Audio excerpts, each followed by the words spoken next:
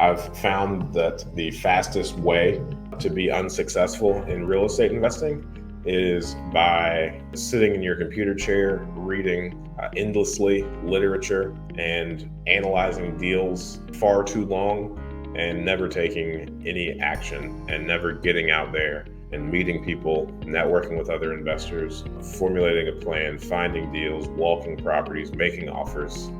That's what's